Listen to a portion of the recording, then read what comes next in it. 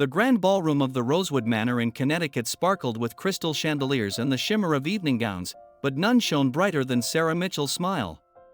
At 28, she had finally achieved her dream of becoming the head of Mitchell & Associates, the architectural firm her grandfather had founded. The celebration tonight marked not only her promotion but also her engagement to James Blackwood, the charming real estate mogul who had swept her off her feet just 1 year ago. To Sarah Mitchell, her father, Richard, raised his champagne glass, his voice carrying across the room. "My beloved daughter, who has proven herself more than worthy of carrying on our family's legacy." The crowd of New England's elite applauded, and Sarah felt tears of joy threatening to spill. She caught sight of her best friend, Emily Parker, giving her a thumbs up from across the room. Everything was perfect, almost too perfect. If only she had known then how quickly dreams could turn to nightmares. "Sarah, darling," James whispered in her ear, his hand warm on the small of her back.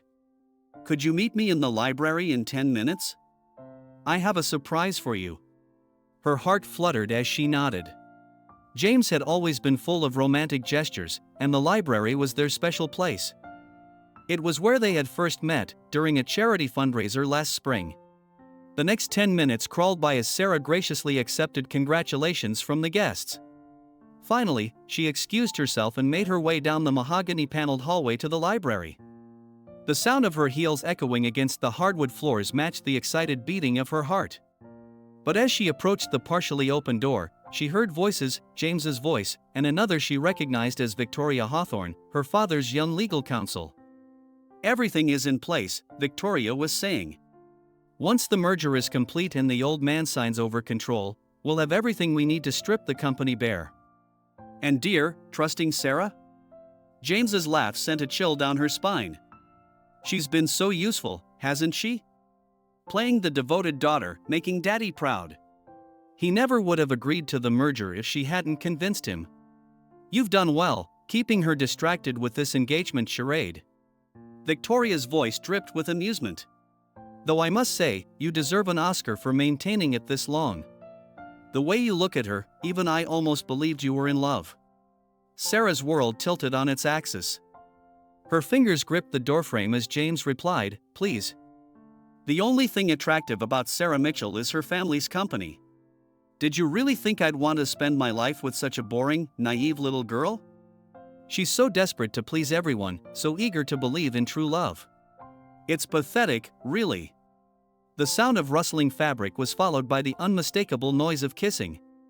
Sarah stumbled backward, her engagement ring suddenly burning on her finger like a brand of shame. But before she could flee, the door swung open fully. James and Victoria stood there, his lipstick smeared across her mouth, both looking at Sarah with a mixture of surprise and cruel amusement. "Oh dear," Victoria drawled. "I suppose the cat's out of the bag." James straightened his tie, not even having the decency to look ashamed. "Sarah, darling, surely you didn't think this was real?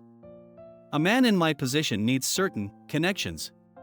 Your family's company was just too tempting to resist." The ballroom's music drifted down the hallway, a mocking reminder of the celebration taking place just moments ago. Sarah's mind raced through every moment, every kiss, every promise, all lies, carefully orchestrated to destroy her family's legacy. "You won't get away with this," she whispered, her voice shaking but gaining strength. "I won't let you." Victoria laughed, the sound like breaking glass. "Oh, but we already have. Your father signed the merger agreement this morning. And once the news about your broken engagement hits, well, let's just say the company's stock will take quite a hit. Perfect timing for a hostile takeover, don't you think?" Sarah's world was crumbling, but something deep inside her refused to break.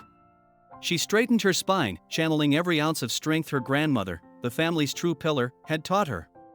"You may think you've won," Sarah said, her voice steady despite the tears threatening to fall. "But you've just made the biggest mistake of your lives. You've underestimated me." She turned on her heel and walked away, her steps measured and dignified, even as her heart shattered into 1,000 pieces. Behind her, their laughter echoed through the halls of Rosewood Manor, but Sarah Mitchell made a silent vow: this was not the end of her story. It was only the beginning. The days following the disastrous engagement party blurred together in a haze of headlines and whispers. Sarah Mitchell's world crumbled piece by piece, like a sandcastle against the rising tide. The Hartford Business Journal's headline struck the first blow: Mitchell and Associates merger in jeopardy, heiress's failed engagement raises questions. Sarah sat in her father's office at Mitchell Tower, watching raindrops race down the floor-to-ceiling windows. The gray September sky matched her mood as she listened to her father's angry pacing behind her. "How could you be so reckless?" Richard Mitchell's voice cracked with disappointment. "The board is in panic. James Blackwood's company is threatening to pull out of the merger unless we agree to even more concessions. Do you have any idea what this means?" "Dad, please," Sarah turned to face him, desperate to make him understand. "James and Victoria, they planned this. They're trying to destroy the company. If we go through with the merger." "Enough!" Richard slammed his hand on the mahogany desk, making Sarah flinch. "You've been saying this for days, but where's your proof? Victoria is one of our most trusted advisors, and James, perhaps if you hadn't driven him away." "Driven him away?" Sarah stood, her voice rising. "He was using me. Using us. Why won't you believe your own daughter?" The look her father gave her was worse than any shouting. "Because right now, my daughter sounds like a scorned woman making wild accusations. The Sarah I raised was better than this." A knock at the door interrupted them. Victoria Hawthorne entered, her red-soled stilettos clicking against the hardwood floor. She wore a perfectly tailored black suit, her blonde hair swept into an elegant chignon. Everything about her screamed power and control.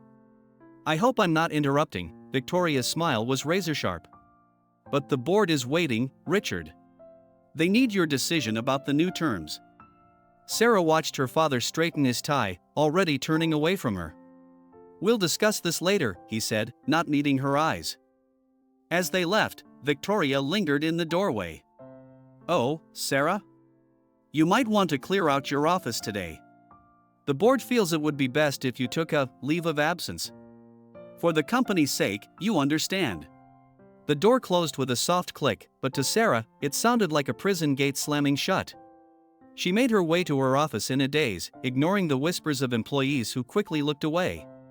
The space she had decorated so lovingly just months ago now felt foreign. Family photos smiled at her from the walls: her graduation from Yale Architecture School, the day she won her first major contract, her grandmother's 80th birthday celebration at the family lake house in the Berkshires. Her grandmother, Elizabeth Mitchell. The thought of her brought fresh tears to Sarah's eyes. What would she say if she could see them now? Elizabeth had built this company alongside her husband from nothing, fighting every step of the way in a male-dominated industry. "Never let them see you break, darling," she used to say. "But never let them make you hard either." As Sarah began packing her personal items, her phone buzzed. Another news alert: James Blackwood spotted with mystery woman in Hampton's getaway. The accompanying photo showed James and Victoria on a yacht, locked in an intimate embrace. Her hands shook as she dropped the phone into her purse. How had she been so blind? All those late-night meetings, the convenient business trips that overlapped, the way Victoria always seemed to know James's schedule. Need some help with that? Sarah looked up to find Emily Parker in her doorway, holding 2 cups of coffee from their favorite local cafe. Emily, with her wild curly hair and mismatched earrings, had been her best friend since their first day at Yale. She was also the only person who had unequivocally believed Sarah's version of events. "I brought your usual, triple-shot vanilla latte with an extra shot of screw them all," Emily said, setting down the cups and starting to pack books into a box. "Also, I may have just accidentally spilled my entire iced coffee on Victoria's white Chanel suit in the elevator. Total accident, of course." For the first time in days, Sarah felt a tiny smile tug at her lips. You didn't." "Oh, but I did. And I'd do it again." Emily's expression turned serious. "Listen, I've been doing some digging. Something's not right with these merger documents. The numbers don't add up, and there are these weird offshore accounts linked to shell companies. I need more time to trace everything, but..." "It doesn't matter anymore," Sarah interrupted, her voice hollow. "They've won. The board believes them, my own father believes them. I'm being pushed out of my family's company, and there's nothing I can do about it." Emily grabbed her shoulders, forcing Sarah to look at her. "Hey, this is not the Sarah Mitchell I know." The Sarah I know designed an entire sustainable housing community while simultaneously planning her grandmother's surprise birthday party and running a marathon. The Sarah I know never backs down from a fight. That Sarah was naive. She trusted the wrong people. No, that Sarah was strong. And she still is. Emily pulled a folded newspaper from her bag. "Look at this. Remember old Mr. Henderson?" Sarah took the paper, recognizing the name of her grandfather's former business partner. The article was about a small but innovative architectural firm in Boston that specialized in sustainable urban renewal projects. "He's retiring," Emily continued. "Looking to sell the firm. It's not Mitchell and Associates, but it's a start. A place to rebuild, to prove yourself on your own terms." Sarah stared at the article, her mind already racing with possibilities. But doubt crept in. "I don't have that kind of money, Em. Not anymore. But I know someone who might be interested in investing." Emily's eyes sparkled. "Remember Michael Reynolds from Yale? He's made a fortune in green technology, and he always said you were the most talented architect in our class. He's in Boston next week. One phone call, and I can set up a meeting." For the first time since that horrible night at Rosewood Manor, Sarah felt a spark of hope. She looked around her office one last time, her gaze landing on her grandmother's photo. Elizabeth Mitchell's eyes seemed to twinkle with that familiar mix of wisdom and mischief. "Never let them see you break," Sarah whispered. "What was that?" Emily asked, pausing in her packing. Sarah stood straighter, squaring her shoulders. "Get me that meeting, Em. It's time to show them all what Sarah Mitchell is really made of." As they packed the last of her belongings, Sarah caught a glimpse of her reflection in the window. The broken-hearted girl from the engagement party was gone. In her place stood a woman with steel in her spine and fire in her eyes. James Blackwood and Victoria Hawthorne thought they had destroyed her. They were about to learn just how wrong they were. The Boston skyline stretched before Sarah like a promise as she stood in Mr. Henderson's office, her presentation materials spread across his antique mahogany desk. 2 weeks had passed since her humiliating exit from Mitchell and Associates, but they felt like 2 lifetimes. "I have to say, Sarah," Mr. Henderson adjusted his wire-rimmed glasses, "your vision for transforming Henderson Architects is extraordinary." The elderly man who had been her grandfather's closest friend leaned back in his chair, studying her with keen blue eyes. "But are you sure you're ready for this? After everything that's happened?" "That's exactly why I'm ready, Mr. Henderson," Sarah interrupted, her voice steady. "What happened in Hartford taught me valuable lessons. About trust, yes, but more importantly, about staying true to one's principles." The door opened, and Michael Reynolds strode in, his presence commanding attention as always. Sarah remembered him from Yale, brilliant, driven, and unexpectedly kind beneath his billionaire tech mogul exterior. The years had been good to him, adding distinguished silver at his temples. "Sorry I'm late," Michael smiled apologetically. "Boston traffic.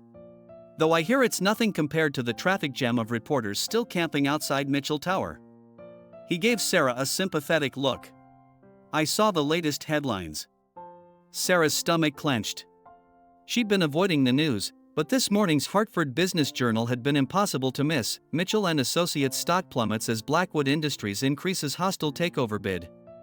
The accompanying photo showed James and Victoria leaving the company's board meeting, both wearing triumphant smiles. The headlines don't matter, Sarah squared her shoulders. What matters is what we could build here. Mr. Henderson, your firm has always prioritized sustainable, community-focused projects. With Michael's green technology expertise and my design innovation, we could create something revolutionary. Mr. Henderson picked up one of Sarah's sketches, a design for transforming abandoned factories into mixed-income housing communities with integrated green spaces and solar technology. Your grandfather would be proud of this vision, Sarah. He always said architecture should serve the soul of a community, not just its surface. That's why I'm in, Michael added, moving to stand beside Sarah. The technology my company has developed for sustainable building materials would pair perfectly with Sarah's designs. Plus, he smiled, I've learned to bet on people who get back up when life knocks them down. A knock at the door interrupted them. Emily burst in, her curly hair wild and her eyes bright with excitement. Sorry to interrupt, but you all need to see this. She held up her tablet, displaying an email. Remember those offshore accounts I was tracking? I finally found the connection. It's not just Victoria and James, there's someone else pulling the strings. Sarah's heart raced as she read the email chain Emily had uncovered. The correspondence was between Victoria and another email address, discussing the details of the Mitchell & Associates takeover months before James had even approached Sarah. The account belongs to Harrison Wallace, Emily explained, her voice tight with anger. CEO of Wallace Development. Wallace? Mr. Henderson's face darkened. Robert Wallace's son? Sarah's mind whirled. Robert Wallace had been her grandfather's bitter rival, trying repeatedly to take over Mitchell & Associates 30 years ago. The feud had nearly destroyed both companies before her grandfather emerged victorious. Like father, like son, Michael mused. Harrison must have orchestrated this whole thing, using James and Victoria as his pawns to finally get what his father couldn't. But why go through such an elaborate scheme? Sarah wondered aloud. Why not just attempt a direct takeover? Because of your grandmother's wisdom, Mr. Henderson said softly. After the original Wallace incident, she convinced your grandfather to add special provisions to the company bylaws. Mitchell & Associates can only be sold or merged with board approval and the support of a Mitchell family member in executive position. Which is why they needed me, Sarah whispered, the full scope of their manipulation becoming clear. They needed me to convince Dad to trust James to support the merger. And then they orchestrated your public downfall, Emily finished. Knowing it would drive the stock price down and force you out, leaving your father vulnerable and the company ripe for takeover. Sarah sank into a chair, her mind racing. All those months of James's courtship, Victoria's mentorship, the careful way they'd groomed her and positioned themselves, it had all been part of Harrison Wallace's revenge plot. This is good news, Michael said suddenly. Everyone turned to look at him. Don't you see? This is proof of their conspiracy. We can expose them. But Sarah was already shaking her head. No, we need more than email chains that could be explained away as normal business correspondence. We need concrete proof of their deception. She stood, a plan forming in her mind. And I think I know how to get it. Sarah, Emily's voice held a warning note. What are you thinking? Harrison Wallace is hosting his annual charity gala at his Newport mansion next weekend, Sarah said, her eyes gleaming with determination. The same event where James and Victoria first started plotting against me last year. If they're going to be celebrating their victory anywhere, it'll be there, and they might just let their guard down enough to give us what we need. It's too dangerous, Michael protested. If they catch you. They won't, Sarah insisted. Because I won't be going as Sarah Mitchell, disgraced heiress. I'll be going as your date, Michael Reynolds, potential investor in Wallace Development. The room fell silent as they considered her plan. Finally, Mr. Henderson spoke. Your grandmother used to say that sometimes you have to risk everything to save what matters most. He reached into his desk drawer and pulled out an elegant envelope. As a founding member of the Newport Preservation Society, I receive an invitation to the Wallace Gala every year. I never attend, too many bad memories. But perhaps this year, it could serve a better purpose. Sarah took the invitation with trembling fingers. Thank you, Mr. Henderson. For everything. Don't thank me yet, he smiled. Just promise me one thing, when you rebuild your legacy, remember what really matters. It's not about revenge, Sarah. It's about creating something meaningful, something that helps people. That's what your grandfather and I always believed in. As Sarah left the office that evening with Emily and Michael, plans already forming for their Newport mission, she felt something she hadn't experienced since that night at Rosewood Manor, hope. But this time, it wasn't the naive hope of a trusting heart. It was the determined hope of someone who had been broken but had found her strength in the pieces. The Boston sunset painted the sky in shades of pink and gold, reminding her of something her grandmother used to say, the most beautiful skies come after the fiercest storms. Sarah Mitchell was ready for her storm to end, and she was ready to create her own dawn. The Wallace mansion in Newport gleamed like a pearl against the twilight sky, its pristine white facade illuminated by strategic lighting that highlighted its Gilded Age grandeur.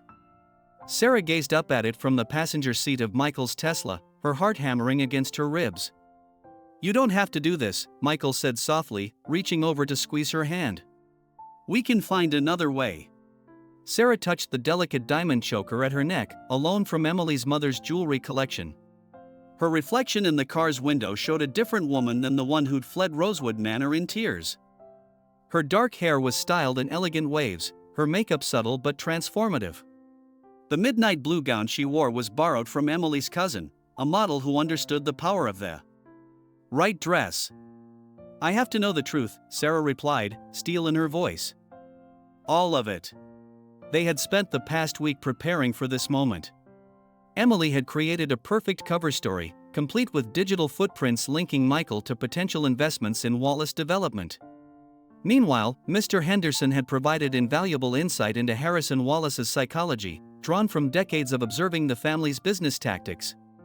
"Remember," Emily's voice crackled through the tiny earpiece Sarah wore, disguised as a pearl earring.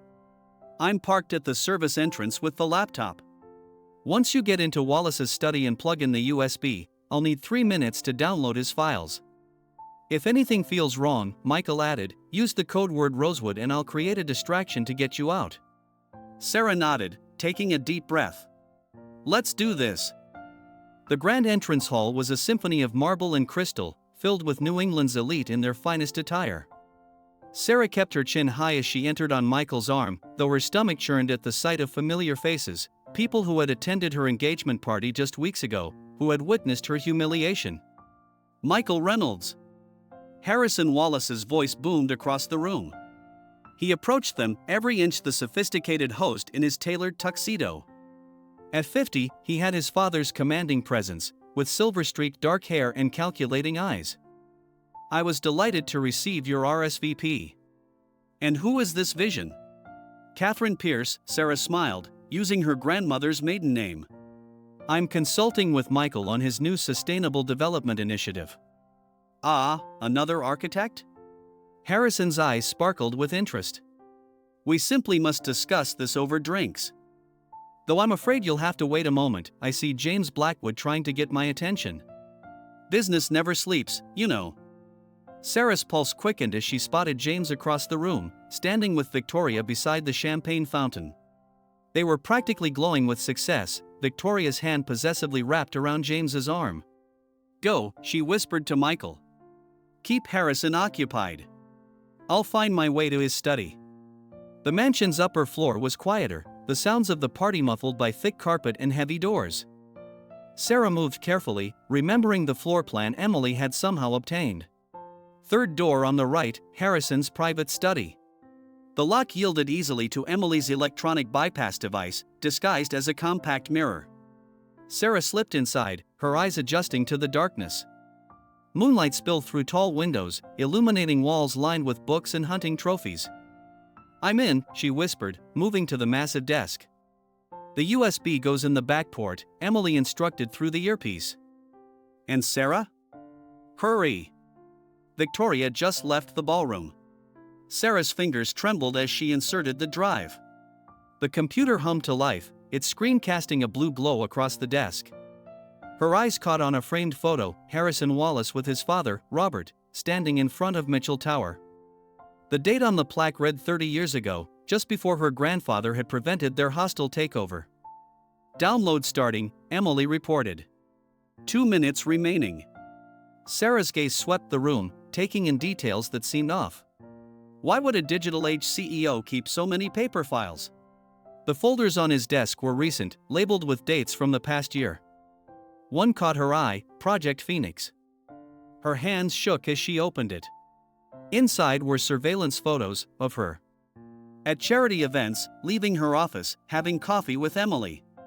Pages of notes detailed her schedule, her habits, her relationships. With growing horror, she realized the depth of their plotting. They hadn't just targeted her company, they had systematically dismantled her entire life. 1 minute, Emily's voice crackled with tension. A newspaper clipping slipped from the folder, an obituary. Sarah's breath caught as she recognized the face, her grandmother, Elizabeth Mitchell. But the handwritten note in the margin made her blood run cold. Heart attack confirmed. Phase 1 complete. Oh God, Sarah whispered, memories flooding back. Her grandmother's sudden death last year, just before James entered her life. The way Victoria had been so conveniently available to help during the family's grief. What did you expect to find, Ms. Mitchell? Sarah's heart stopped. Harrison Wallace stood in the doorway, his silhouette dark against the hallway light. Behind him, Victoria's red lips curved in a triumphant smile. I must say, Harrison continued, stepping into the room, you've exceeded my expectations. Your grandmother had that same determination. You killed her, Sarah's voice shook with rage. All of this, it wasn't just about the company, was it? Business is personal, my dear. Your grandfather destroyed my father. Watching his precious granddaughter destroy his company? That's what I call poetic justice. Harrison's smile was cold. Though I must admit, you're making it almost too easy. Breaking into my home? Attempting corporate espionage? The board will have no choice but to remove the last Mitchell from power completely. Download complete, Emily's voice was urgent in Sarah's ear. Sarah, get out of there. But Sarah stood her ground, fury replacing fear. My grandmother was right about your family. You talk about justice, but you're just cowards who have to cheat and murder to get what you want. Careful, Sarah, Victoria purred. You're in no position to make accusations. Especially since security is on its way up. I wonder how the press will spin this.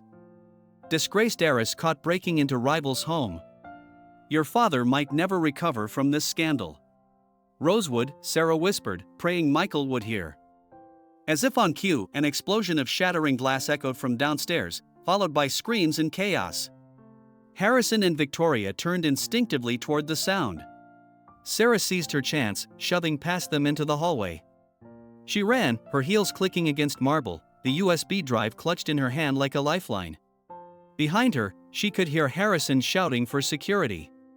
The hem of her borrowed gown ripped as she took the servants' stairs 2 at a time.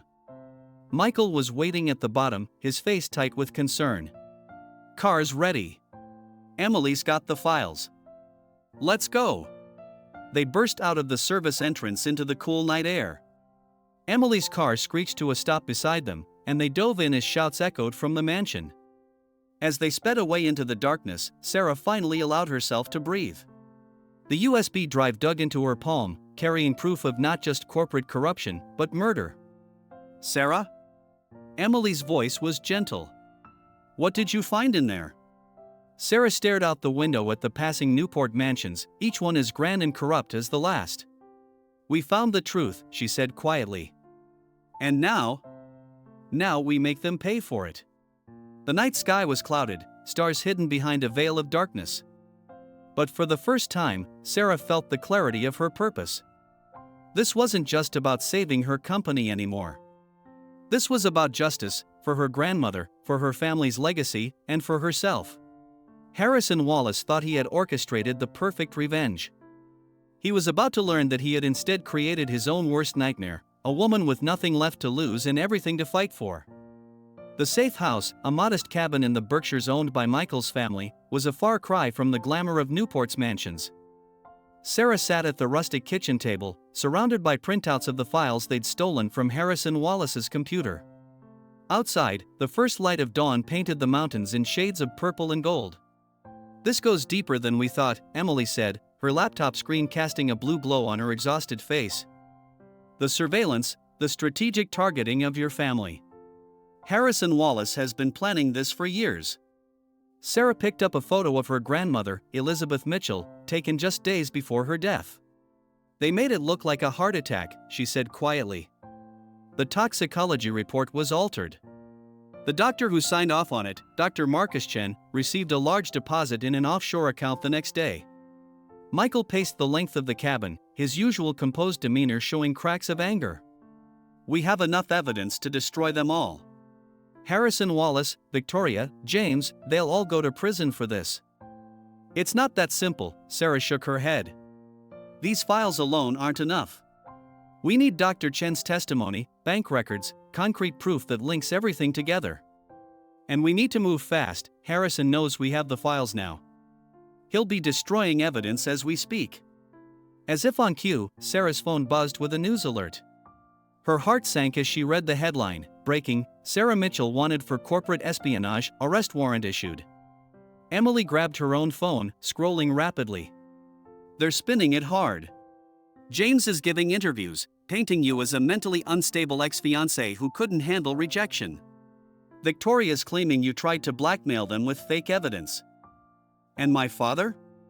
Sarah's voice cracked. Michael's expression softened with sympathy. "He's standing with them, Sarah. He just released a statement expressing deep disappointment in your actions and supporting the board's decision to permanently remove you from any connection to Mitchell and Associates." The betrayal cut deep, but Sarah refused to let it break her. She stood, moving to the cabin's window. The Berkshire Mountains had been her grandmother's favorite place. They'd spent countless weekends here during Sarah's childhood, Elizabeth teaching her about strength, dignity, and the importance of fighting for what's right. "Emily," Sarah turned suddenly.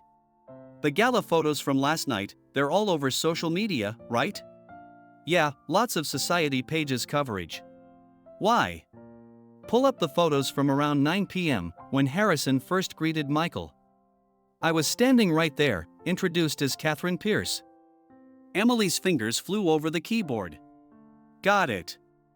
Oh. Sarah, you're brilliant." Michael moved to look over Emily's shoulder. "What are we seeing?"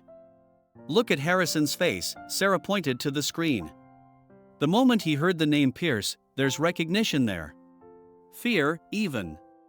My grandmother's maiden name wasn't just a random choice for my cover. Pierce Industrial was the company that helped my grandfather stop Wallace's first takeover attempt 30 years ago. And Harrison would know that name carried weight. Michael nodded, understanding dawning. "But why does that matter now?" Sarah's eyes gleamed with purpose. "Because Pierce Industrial is still operating, run by my grandmother's nephew, Thomas Pierce. The same Thomas Pierce who sits on the board of 3 major banks, including the one handling most of Wallace Development's loans." Emily sat up straighter. And if Thomas Pierce were to learn that Harrison Wallace murdered his aunt, he could call on those loans, Sarah finished. Force an immediate audit of Wallace Development's books. They'd find the bribes, the offshore accounts, everything. "It's risky," Michael warned. "Harrison will fight back hard. He might expose your break-in, try to discredit you completely. Let him try." Sarah's voice was steel. "I'm done hiding. It's time to do this my grandmother's way, out in the open, with the whole world watching." She picked up her phone, dialing a number she'd memorized years ago during family gatherings. After 3 rings, a familiar voice answered. "Uncle Thomas? It's Sarah Mitchell. We need to talk about what really happened to Aunt Elizabeth." The next 24 hours passed in a blur of activity. Thomas Pierce, once briefed on the situation, moved with the swift efficiency that had made him a legend in corporate America. By midnight, Wallace Development was facing a comprehensive audit. By dawn, Harrison Wallace's carefully constructed house of cards began to tremble. Sarah watched from the cabin as financial news networks exploded with speculation. Wallace Development's stock was in free fall. James Blackwood and Victoria Hawthorne were caught on camera fleeing their offices with boxes of documents. And Harrison Wallace himself was notably unreachable for comment. But the true bombshell dropped at exactly 9 a.m., when Dr. Marcus Chen walked into the FBI's Boston field office, accompanied by Thomas Pierce's team of lawyers. The doctor's conscience, it seemed, couldn't bear the weight of his secrets any longer. "Sarah," Emily called out urgently. "You need to see this." The television showed live footage of Mitchell Tower. Richard Mitchell stood at a podium, his face ashen as he addressed a sea of reporters. Behind him, the board members sat in grim silence. In light of recent revelations, Richard's voice shook slightly. "I must acknowledge that I have been blind to a terrible conspiracy. My daughter, Sarah Mitchell, tried to warn me about the true nature of our merger partners. I didn't listen. Today, I am listening. And today, Mitchell and Associates is severing all ties with Wallace Development and its associates. Sarah's hand flew to her mouth, tears threatening to spill. But her father wasn't finished. Furthermore, he continued, I am calling for a full investigation into the death of my mother, Elizabeth Mitchell. If, as evidence suggests, she was murdered as part of a corporate takeover scheme, then no stone will be left unturned in bringing her killers to justice. The cabin erupted in celebration. Emily hugged Sarah tightly, while Michael opened a bottle of champagne. But Sarah's eyes remained fixed on the television, on her father's face as he made one final statement. Sarah, he looked directly into the camera, as if he could see her through the screen. If you're watching this, I'm sorry. Please come home. We have work to do. Sarah touched her grandmother's photo, her heart full of conflicting emotions. The truth was finally emerging, justice was being served, but the cost had been enormous.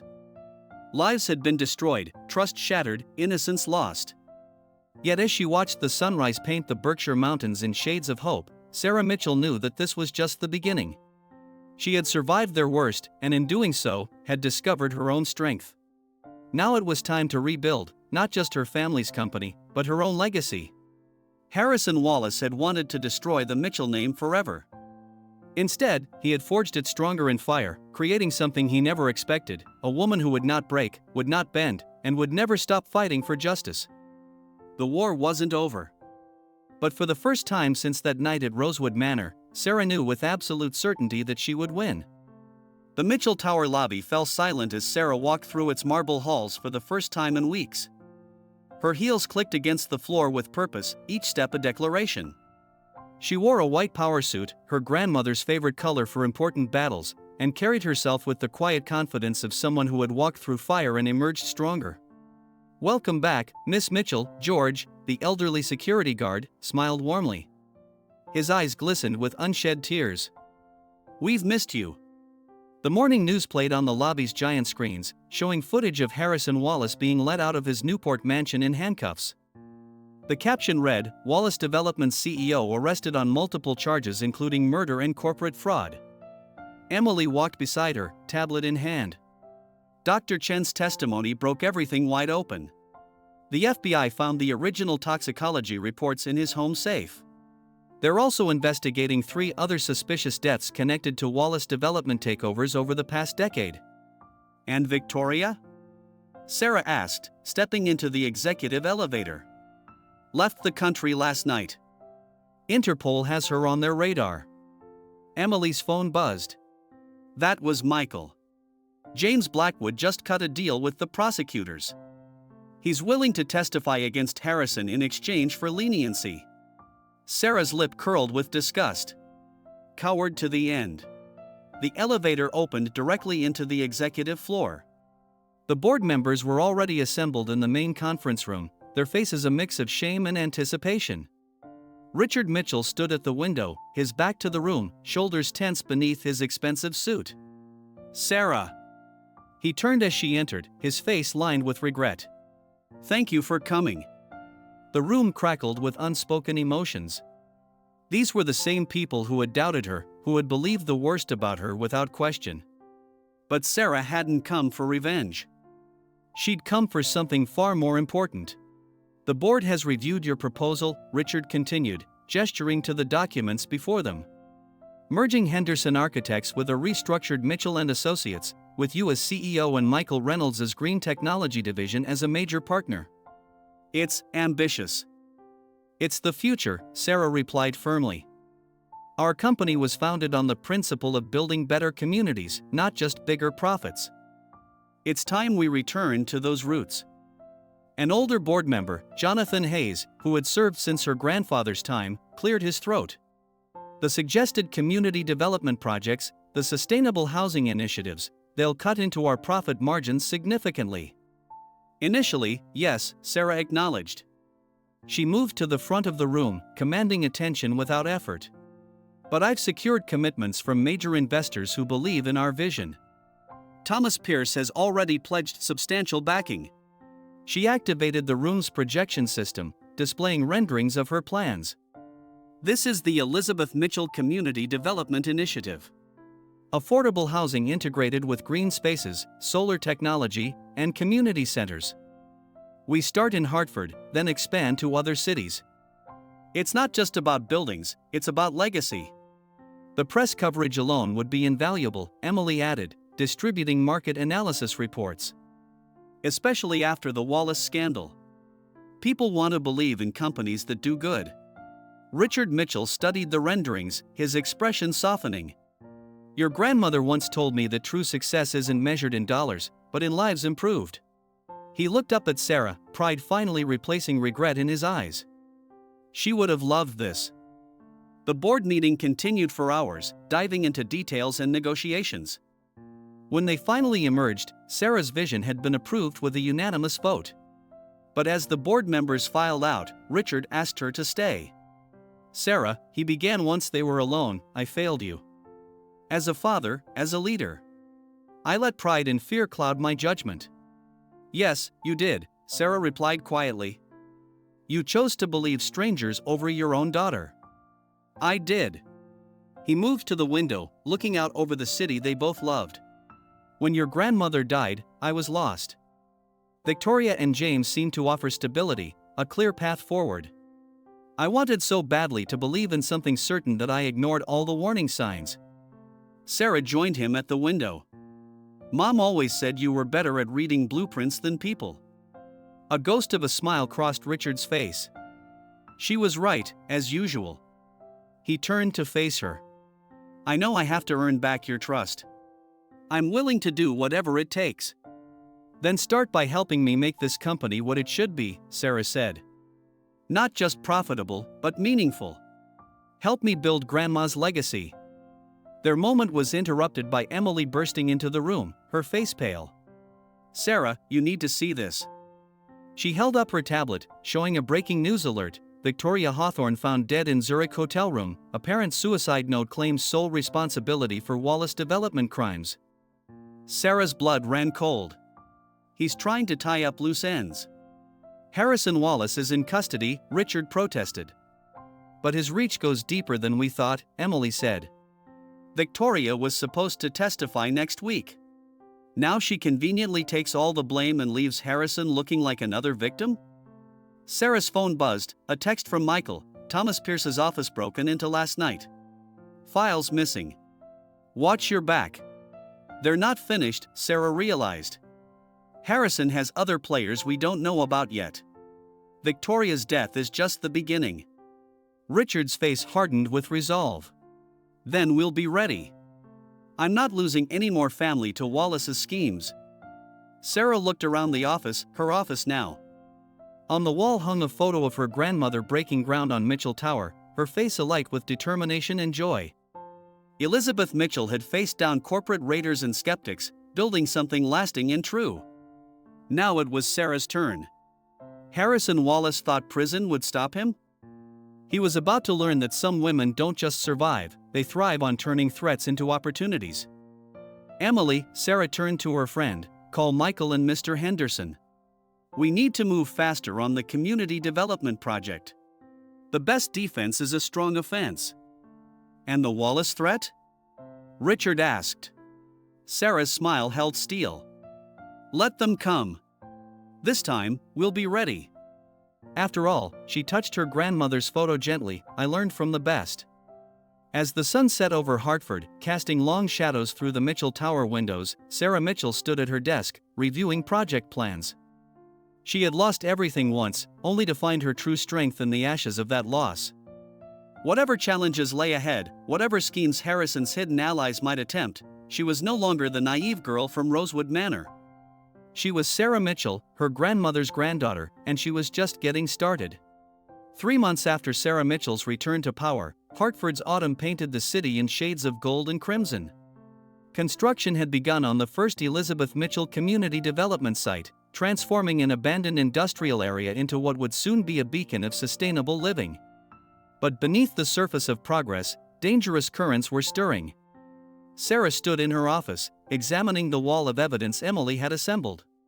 Red strings connected photos, documents, and news clippings, creating a web of conspiracy that grew more complex by the day.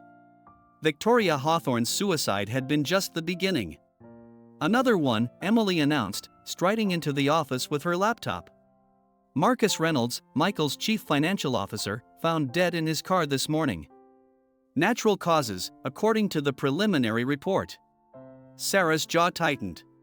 Let me guess, he was about to sign off on the final funding for our solar panel integration project? And he had a meeting scheduled with the FBI next week. Emily pinned another photo to the wall.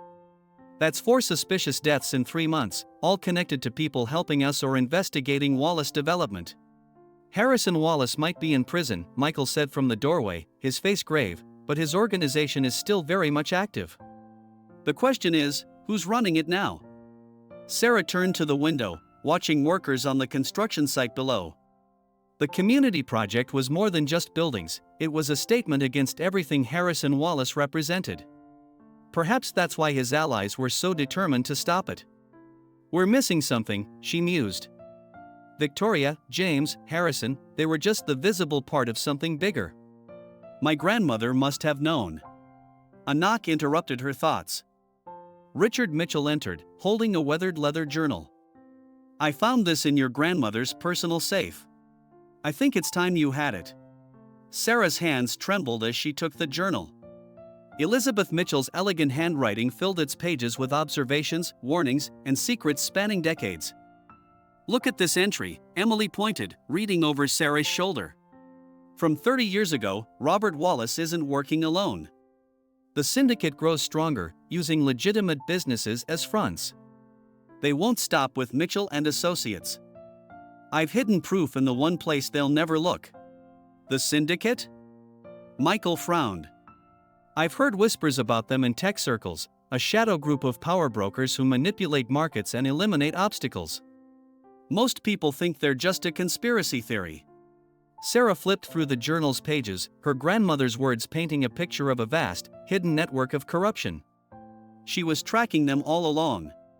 The hostile takeover attempt 30 years ago wasn't just about our company, it was about stopping the syndicate from gaining control of key real estate for their operations.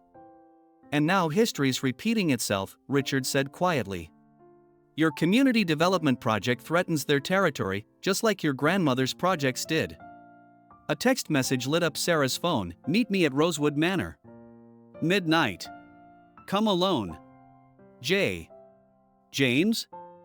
Emily peered at the message. It could be a trap. Or he could have information we need. Sarah's mind raced. James Blackwood's testimony against Harrison Wallace had been suspiciously limited, focusing only on Victoria's involvement. Had he been protecting someone else? You can't seriously be considering going, Michael protested. After everything he did to you? Sarah touched her grandmother's journal. She would have gone. Sometimes you have to walk into the lion's den to find the truth. She turned to Emily. But I'll need backup. Can you hack into Rosewood Manor's security system? Already on it, Emily's fingers flew over her keyboard.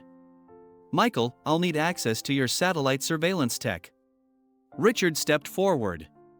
Sarah, let me call in private security. No, she cut him off. The fewer people involved, the better. We don't know how deep the syndicate's influence goes. She checked her watch. I have a board meeting in 10 minutes. Emily, Michael, prep everything for tonight. Dad, I need you to review these community project contracts. If anything happens to me.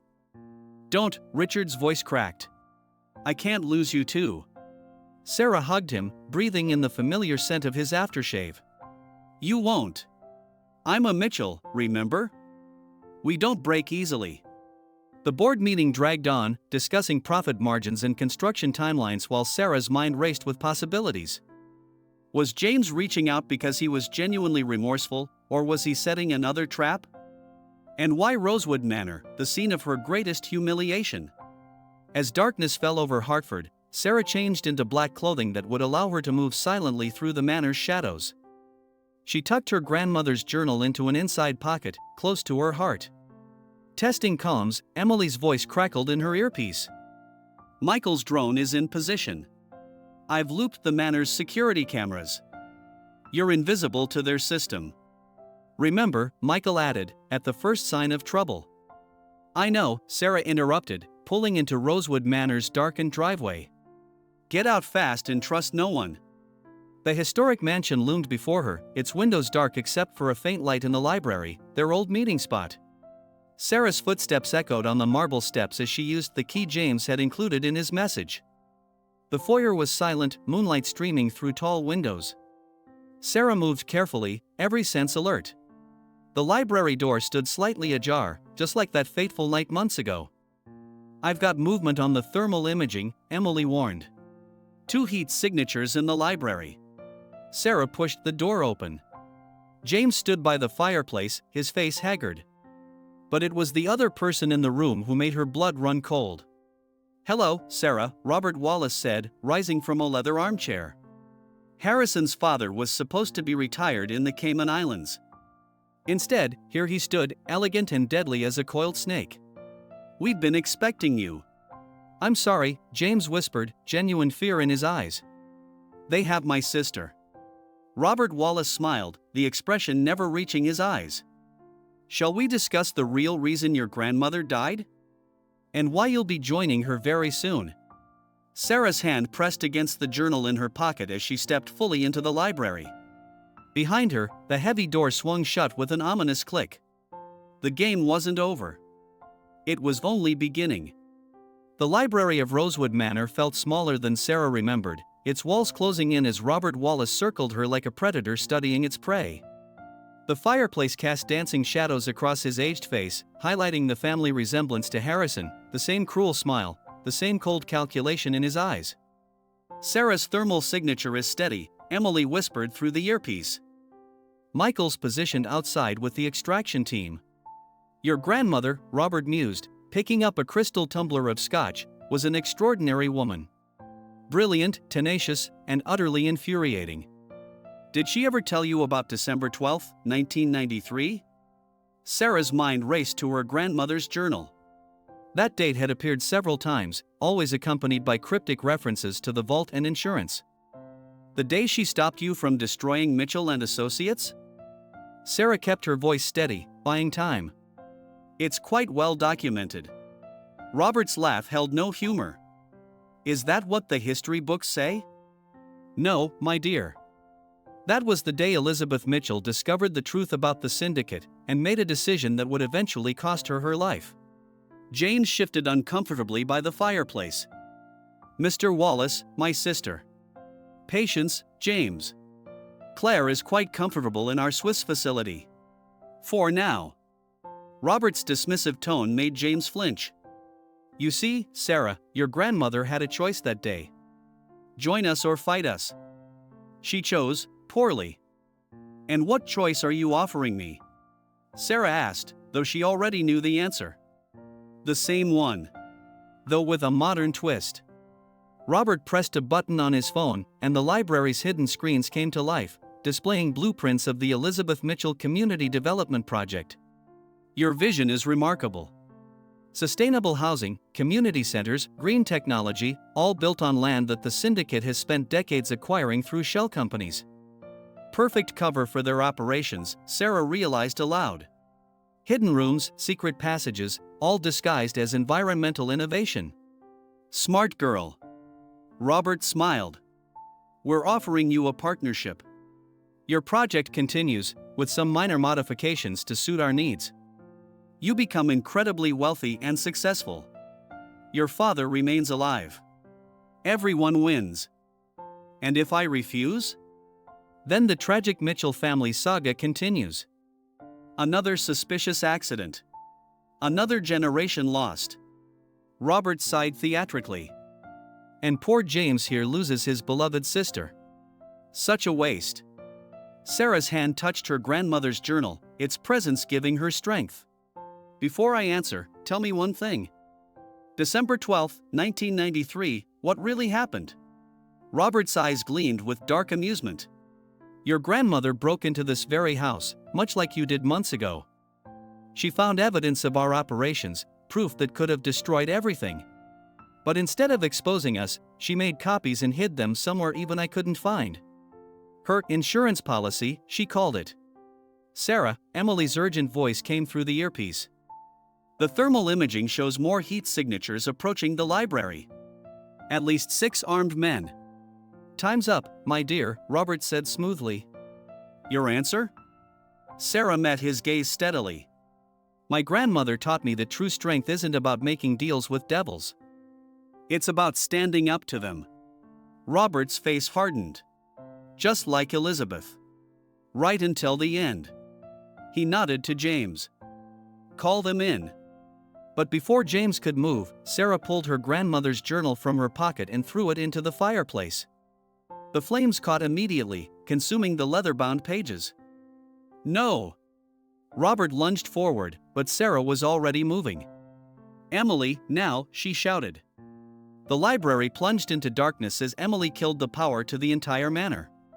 Through her earpiece, Sarah could hear the chaos erupting outside as Michael's team engaged the syndicate's guards. The journal was a fake, Sarah's voice carried through the darkness. The real one is already safe with the FBI. Along with everything else from my grandmother's vault. A gunshot cracked through the darkness, the muzzle flash briefly illuminating Robert's enraged face. Sarah dove behind a bookcase as more shots followed. You really are your grandmother's granddaughter, Robert snarled. She tried the same trick. Hidden evidence, federal agents, it didn't save her then, and it won't save you now. But she didn't have what I have, Sarah replied calmly. Emily? Suddenly, every screen in the library blazed to life, displaying security footage from 30 years ago. There was Robert Wallace, younger but unmistakable, giving orders that would lead to 3 deaths in the original takeover attempt. Live streaming to every major news outlet now, Emily reported. Including your confession about Elizabeth Mitchell's murder. The FBI is moving on all known syndicate locations. Through the windows, Sarah could see police lights approaching. Robert's composure finally cracked as he realized the trap he'd walked into. James, he barked, kill her. But James had dropped his gun, his hands raised as a tactical team breached the library doors.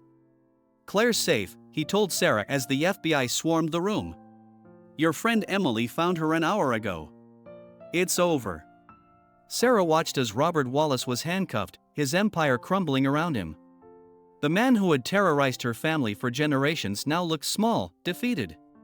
Your grandmother, he said as they led him past her, hid everything in the one place we'd never look. Where? Sarah smiled, thinking of the sustainable housing project's cornerstone, the one she'd personally designed with a hidden compartment. In the future, Mr. Wallace.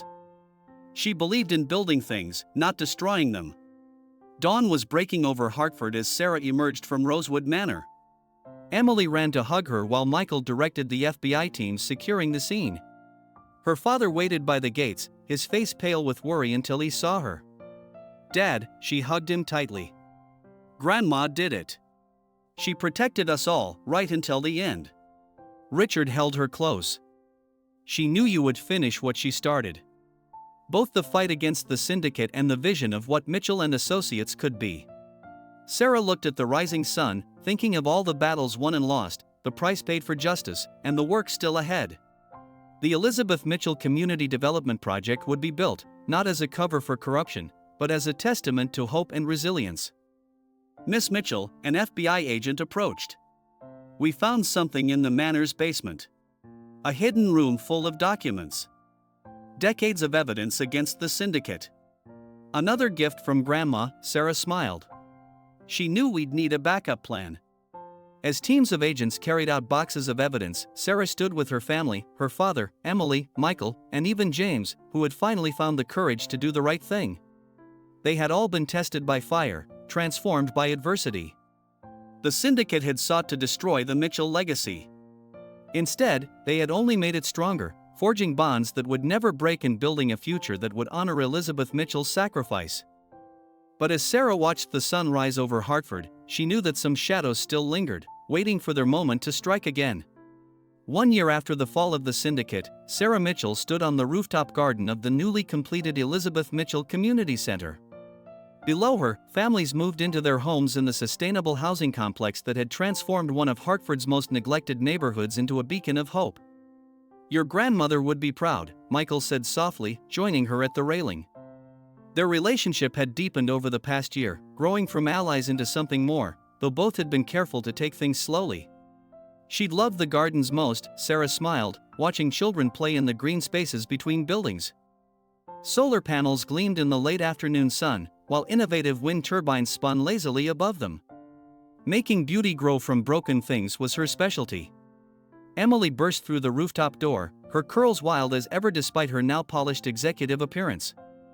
As Mitchell & Associates' new head of security and technology, she had transformed the company's digital infrastructure while helping the FBI dismantle the remains of the syndicate's network. "Sarah, you need to see this," she thrust her tablet forward. "They're transferring Harrison Wallace to maximum security after his father's testimony, and look who's been visiting him." Sarah's breath caught as she studied the prison visitor logs. Victoria Hawthorne? But she's dead. No, Emily's eyes sparkled with discovery. The woman who died in Switzerland? DNA results finally came back. It was her sister, Amanda Hawthorne. The real Victoria has been hiding in plain sight, working under an alias at one of our competitor firms. Michael tensed. If Victoria's alive, then the syndicate might not be as defeated as we thought, Sarah finished. She squared her shoulders, the old fire returning to her eyes. Where is she now? That's the thing, Emily bit her lip. She's here. In Hartford. She just purchased a ticket to tonight's charity gala. Sarah's laugh held no humor. The Hartford Preservation Society's annual gala? Rather fitting, considering that's where this all began. Sarah, Michael's voice held a warning note. We should cancel your speech, increase security. No. Sarah's tone was firm. I won't hide. Not anymore. She touched the emerald pendant at her throat, her grandmother's, found in the hidden vault along with the evidence that had brought down Robert Wallace. Victoria wants to play games? Let's give her a grand finale she'll never forget. Hours later, Sarah stood before her full-length mirror, putting the finishing touches on her appearance. The white gown she wore was elegant but practical, allowing freedom of movement if needed. Emily had insisted on incorporating some of her latest security tech, including a necklace with a built-in tracker and panic button. Everything's in place, James Blackwood said from the doorway. After turning state's evidence, he dedicated himself to making amends, working with the FBI to track down remaining syndicate members. His sister Claire now ran a support group for survivors of organizational abuse. The FBI teams? Sarah asked, checking her clutch purse. Positioned throughout the venue. Agent Martinez is coordinating with Emily's security detail. James shifted uncomfortably. Sarah, I know I can never fully atone for what I did. You're right, she cut him off. You can't. But you're trying. That counts for something. The Hartford Grand Hotel's ballroom sparkled with chandeliers and evening finery, reminiscent of that fateful night at Rosewood Manor. But Sarah was no longer the naive young woman who had trusted too easily. She moved through the crowd with grace and purpose, accepting congratulations on the community project's success while her eyes scanned constantly for threats. She spotted Victoria an hour into the event. The woman hadn't changed much, still strikingly beautiful, still radiating lethal charm. Their eyes met across the room, and Victoria raised her champagne glass in a mock toast. Target confirmed, Emily's voice whispered through Sarah's discreet earpiece. She's not alone. I count 3 known syndicate associates in the crowd. Let them come, Sarah murmured, making her way to the podium for her scheduled speech. Everything's ready? Just like we planned, Michael confirmed from his position near the emergency exit. Give them a show, sweetheart. Sarah took the stage, the spotlight illuminating her as she faced the crowd. Her father sat in the front row, flanked by FBI agents disguised as business associates. James hovered near the bar, every muscle tense. 1 year ago, Sarah began, her voice carrying clearly through the ballroom, I stood in another room much like this one, believing I had lost everything. My family's company, my reputation, my trust in others, all stripped away by people who valued power over humanity. She saw Victoria moving closer, her hand slipping into her clutch purse. But they taught me something valuable, Sarah continued. They taught me that true strength isn't in what we take from others, but in what we build together. The Elizabeth Mitchell Community Project isn't just about sustainable housing or green technology. It's about legacy. Victoria was only steps from the stage now. And speaking of legacy, Sarah's smile turned sharp. Let's talk about yours, Victoria. Or should I say, the future queen of Cell Block D? The ballroom erupted in chaos as FBI agents emerged from their positions. Victoria lunged for the stage, a small pistol appearing in her hand, but James was faster. He tackled her as Sarah ducked behind the podium, the shot going wide. Within minutes, Victoria and her associates were in custody. Sarah watched from Michael's protective embrace as they were led away, Victoria's perfect composure finally cracking. You think this is over? Victoria spat. The syndicate is bigger than Wallace, bigger than all of us. You'll never. Never is a long time, Sarah cut her off. But I learned patience from the best. My grandmother spent 30 years gathering evidence against you. I can spend the next 30 finishing what she started. After the excitement died down and the gala resumed, Sarah found herself on the hotel's terrace, looking out over the Hartford skyline. The Elizabeth Mitchell Community Center gleamed in the distance, its sustainable design a testament to what was possible when people chose to build rather than destroy. You know, her father said, joining her at the railing, your mother called your grandmother the steel magnolia, beautiful and graceful, but stronger than anyone knew. You're so much like her. Sarah touched her grandmother's pendant. I used to think strength meant never showing weakness. Now I know it's about getting back up, no matter how many times they knock you down. Michael appeared with champagne. To Elizabeth Mitchell, he proposed a toast. And to the granddaughter who carried her legacy forward. To family, Emily added, joining them. The ones we're born with and the ones we choose. As they clinked glasses, Sarah looked at these people who had stood by her through everything, her father with his hard-won wisdom, Emily with her fierce loyalty, Michael with his steady strength, even James with his path to redemption. They had all been transformed by the crucible of the past year. Victoria was right about one thing, the syndicate might not be fully defeated. But Sarah Mitchell was no longer fighting alone. She had built something stronger than any conspiracy, a family forged in fire, bound by love and determination. And that was a legacy worth protecting, no matter what shadows still lurked on the horizon. 5 years had passed since the night Sarah Mitchell faced down Victoria Hawthorne at the Hartford Grand Hotel.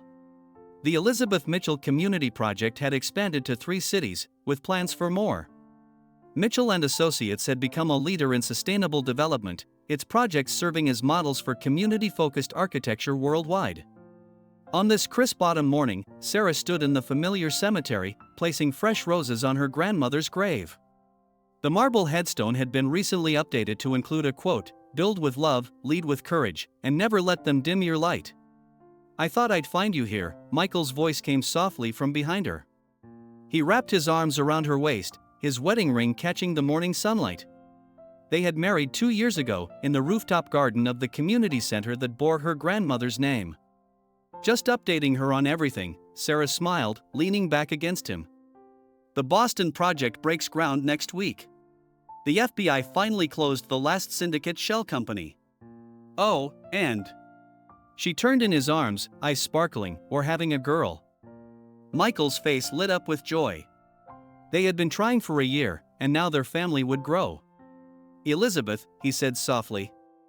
"We'll call her Elizabeth." "Sarah." Emily's voice carried across the cemetery as she hurried toward them, tablet in hand as always. Marriage to James hadn't slowed her down, if anything, their shared mission of dismantling corruption had energized them both. "You need to see this." The tablet displayed a news article about Harrison Wallace's death in prison. Natural causes, according to the reports. His father, Robert, had passed 6 months earlier while serving his life sentence. "The Wallace dynasty is finally over," Emily said. "But that's not why I'm here. Look what was found in Harrison's cell." She swiped to show a photograph of intricate drawings, architectural plans hidden in Harrison's personal effects. Sarah's blood ran cold as she recognized the designs. "These are early drafts of the syndicate's underground networks," she breathed. "Locations we never knew about." "James is working with the FBI task force now," Emily confirmed. There are facilities in every major city where we're planning community projects. They've been waiting, Sarah. All this time, they've been waiting for us to build over their old sites so they could reclaim them. Michael tensed. We need to stop construction in Boston. No, Sarah's voice was firm. We don't stop. We don't hide. We use this. Her mind was already racing with possibilities. Emily, get me everything you and James have on these locations. Michael, call the Boston team. We're modifying the designs, but we're moving forward. Back in her office at Mitchell Tower, Sarah stood before the wall-to-wall windows. The city had changed so much in 5 years, and she had changed with it. The naive girl from Rosewood Manor was gone, replaced by a woman who understood that every victory carried the seeds of the next battle. Her father entered, now semi-retired but still her most trusted advisor. The board approved the design modifications for all upcoming projects. We'll be able to ensure no one can use our buildings for hidden operations ever again. And the cost increases? Thomas Pierce is covering them. He said, and I quote, Elizabeth would have done the same for me. Sarah touched her grandmother's emerald pendant, her own daughter would wear it someday, carrying forward a legacy of strength and determination. Ms. Mitchell, her assistant, called over the intercom, they're ready for the groundbreaking ceremony. The Boston site was crowded with city officials, press, and community members. As Sarah took the podium, she saw familiar faces in the crowd: Emily and James, Michael, her father, Claire Blackwood with her support group members, even Agent Martinez, now the FBI's lead investigator on organized crime. 5 years ago, Sarah began, someone tried to teach me that power comes from what you can take from others. But my grandmother taught me differently. She showed me that true power lies in what you can build, what you can create, how many lives you can touch. She placed her hand over her growing belly, feeling her daughter move. We're not just building homes or offices. We're building futures. Safe spaces where families can grow, where communities can thrive, where hope can take root and flourish. The ceremonial shovel gleamed in the sunlight as Sarah stepped forward. This ground has a history. Some of it dark, some of it painful. But that's what makes our mission so important. On soil where others plan to build networks of fear, we're building networks of support. Where they dug foundations for corruption, we're laying foundations for dreams. The first shovel of earth turned, and Sarah felt the baby kick, as if in approval. She smiled, thinking of all the circles closing, all the new beginnings sprouting from endings. The syndicate had tried to bury her family's legacy. Instead, they had provided fertile ground for something stronger to grow. Sarah Mitchell had lost everything once, but in losing, she had found her true strength. In breaking, she had discovered how to build something unbreakable. Later that evening, Sarah returned to her grandmother's grave. The sunset painted the sky in shades of hope as she placed a photo from the groundbreaking ceremony beside the roses. "We did it, Grandma," she whispered. "We built something they can never tear down. And we're just getting started." As she turned to leave, the breeze carried the scent of roses and promise. Sarah Mitchell walked forward, her head high, her heart full. Behind her stood the past with its shadows and pain. Before her stretched a future bright with possibility. They had taken everything from her once. But she had come back stronger than ever. And now, with her daughter growing beneath her heart and her family standing strong beside her, Sarah Mitchell was ready for whatever challenges tomorrow might bring. After all, she was a Mitchell. And Mitchells didn't just survive, they thrived, building beauty from ashes, hope from despair, and love from loss. Always forward. Always building. Always rising. Together.